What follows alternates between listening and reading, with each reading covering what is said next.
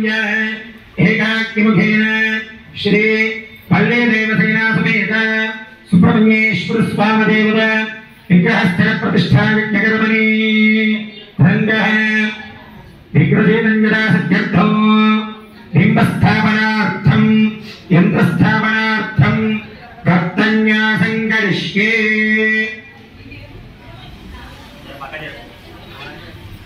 ఒకసారి నీళ్లు చల్లండి తమలపాకుతో నీళ్లు తీసుకొని నీళ్లు చల్లండి ఇక్కడ మధ్యలో మీ ముగ్గురు నేను దేవా పవిత్రైన ఆత్మానం భావమాన్యపందన రాజాపత్యం పవిత్రం శతవాక్యామగమ్యన్మయం తేన బ్రహ్మవిదాభజం భూతం బ్రహ్మమనీమహే ఇంద్రస్వమేతే సహమామునాదో సామస్వస్యావరణస్వమేచ్ఛా యమరాజ ప్రపుణాభిపునాదువ जातवेदामोज्जगन्त्यापुनादो रङ्गः रां ह्रीं मां कुङ्कुमाय नमः उपपराजाजृते सुप्रभासादीमहे तन्ना विष्णुप्रचोदयाते तत्पुरुषाजृते महाशैलाजधीमहे तन्न षण्मुखप्रचोदयाते इहस्तु सप्तप्रभायेन अथरादि सप्तलोकायस्य రెండు అక్షతలు వేస్తూ ఓం హ్రీం అథర్వలోకాయ నమః అథర్వలోకాయ నమః महामंडोकाय नमः घरागणाय नमः उत्तरलोकाय नमः उत्तरलोकाय नमः कालाग्निरुद्राय नमः संकर्षणाय नमः उत्तरलोकाय नमः सुतरलोकाय नमः आधारशक्त्यै नमः कराय नमः सुप्रतीकराय नमः रत्न्यासं करिष्ये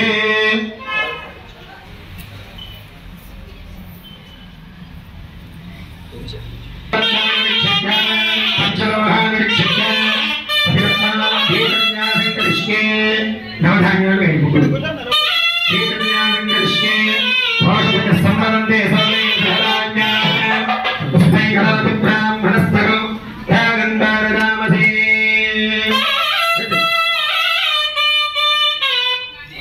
భోషక సంబరంతే సోమే ధరాజ్ఞ పుష్పై గణపతి బ్రాహ్మణస్తరు యాగంధార రామసే భావన్యాన్ని కరిష్కే ఆ పాదం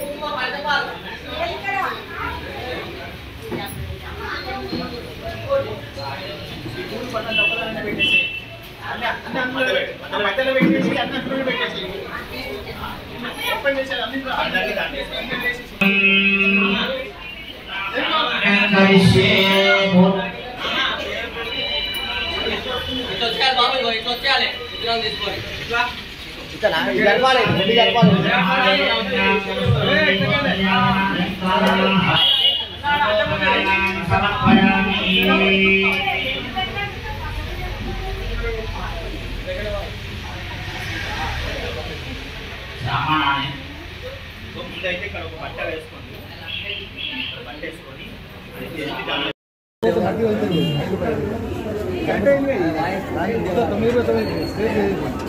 నింపాలి.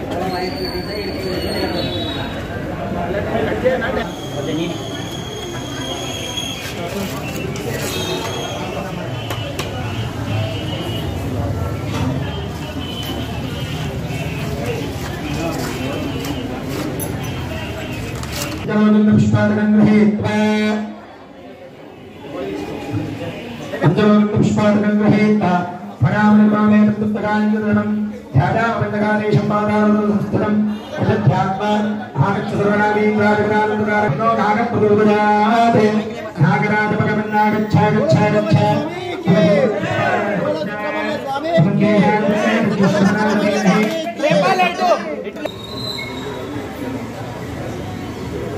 కొంచెం అదే అదే ఇటు రావాలి. సిమెంట్ బాబు మేస్త్రి నువ్వు లేవంటే సిమెంట్ ఎవరే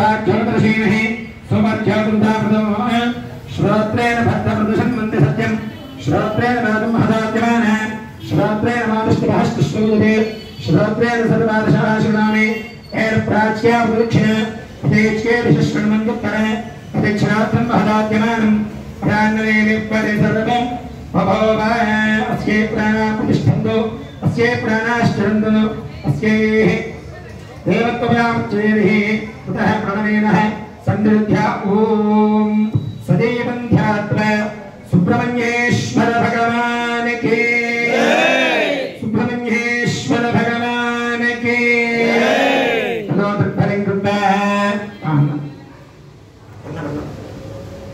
విస్తరలో అన్నం ఉంది చూడండి చూస్తాను పుష్పం తీసుకో అక్కడ ఉంది కదా అదైనా సార్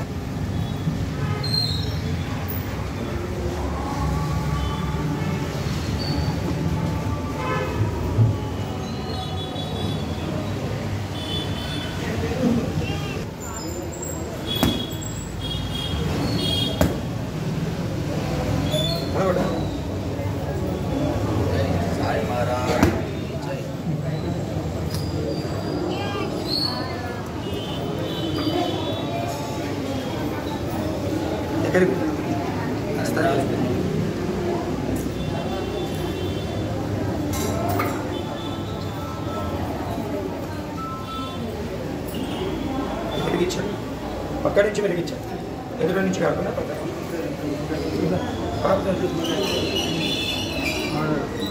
సైడ్ నుంచి వెలిగించాడు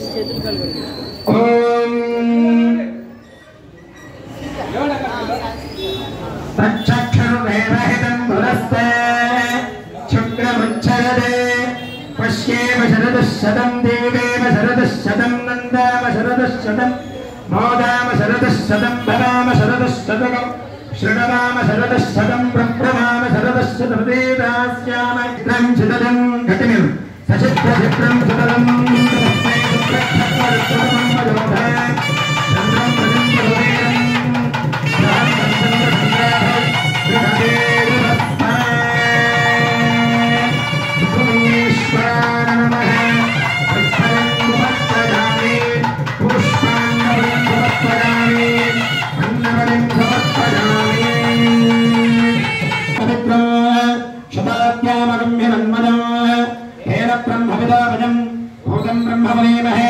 इंद्रस्वनीते सहमापुनादो स्वामस्पस्यावनवस्वरेक्ष्य यमराजा पुरुणाः पुनादुना चातवेदा मोक्षगन्त्यापुनादो वां स्कन्दागर्मः महागर्मः शिवगागर्मः पावने कुहुदागर्मः मनवे नमः विकलागर्मः कृत्तिकासुमने नमः शिवाहरागर्मः दुष्टागर्मः विषन्नेत्रागर्मः स्तुतरागर्मः विशदाशप्रपञ्चनागर्मः तारकासुरागर्मः देवसेनापतिजनमः राज्ञागर्मः कृपावजनमः भक्तवत्सरागर्मः मासदागर्मः शक्तिधरागर्मः कुमारागर्मः कौंसरागर्मः सेनान्येनाग्यजनमे नमः विशाखागर्मः शंकरात्मजागर्मः शिवस्वामिने नमः कृष्णस्वामिने नमः नन्दशक्तिजनमः अक्षोभ्यागर्मः पार्वती प्रचन्द्रागर्मः अंगासदागर्मः शरात्पुदागर्मः आहदागर्मः भागात्मजागर्मः चुरंगागर्मः विद्रुंगागर्मः विद्रुंगागर्मः कमलास्त्रागर्मः गरुडागर्मः विवर्णागर्मः रुद्रवर्णागर्मः पंचवर्णागर्मः मनोहरागर्मः आस्पदजन्मजन्मदेवस्मेगर्मः विश्वदेवसेनमः विश्वदेवसेनसराज्ञेनमः हरिद्रवर्णागर्मः शुभकरागर्मः मडवे नमः मडवे सुतपुष्टेनमः कृष्णजेनमः घनागर्मः चन्द्रवर्णागर्मः कलाधरागर्मः माजाधरागर्मः महामालयनगर्मः शंकरात्मजागर्मः विश्वदेवने नमः तेजोनमः अनामयागर्मः प्रमेष्ठने नमः प्रपन्ने नमः वेदकट्टागर्मः वृन्दागर्मः देवताज्ञाप्तेनः मातरस्तावतागर्मः आश्रितागर्मः प्रेमचोरुक्यागर्मः आनन्दागर्मः शिखरदेवतकेतनागर्मः ब्रह्मागर्मः ब्रह्मागर्मः वृषागर्मः गारवपातदेहागर्मः गारवादित्रागर्मः अनीश्वरागर्मः मृदागर्मः प्राणागर्मः प्राणायामः प्राणागर्मः इदर्थान्तरे विरक्त्यान्तरक्तास्यागर्मः श्यामकण्ठरागर्मः भागर्मः पीठागर्मः ब्रह्मज्ञागर्मः ब्राह्मणप्रजागर्मः वंशवृद्धिकरागर्मः वेदवेद्यागर्मः क्षयवृद्धागर्मः वल्ली देवसेनासमेत सुब्रह्मण्येश्वर देवताभ्यो नमो नमः पुष्पाणि समर्पयामि सुपदधूपमाग्रापयामि दीपं दर्शयामि धूपदीपान्तरे सिद्धार्थीं समर्पयामि నైవేద్యం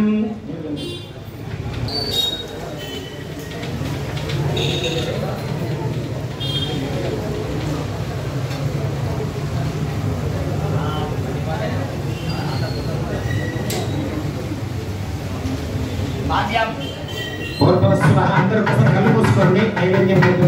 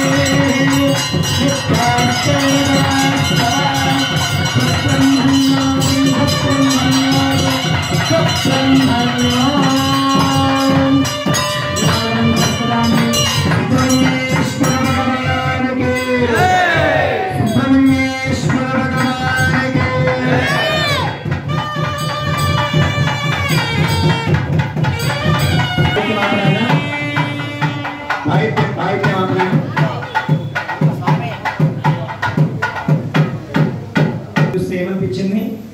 ఆ యంత్రం వేయడానికి కూడా ఒక చెక్క వేసుకొని వేద్దాం, వర్షం పడితే మొత్తం నీళ్ళు వస్తాయి, కూర్చోని కూడా రాదు, ఒక చుక్క వచ్చి అంటే ఖచ్చితంగా రాదు అనేటువంటి సంకల్పంతోనే దిగిన మనం పూర్ణావతి అయ్యేంత వరకు స్వామి మనం ఇబ్బంది పెట్టదలుచుకోలేదు.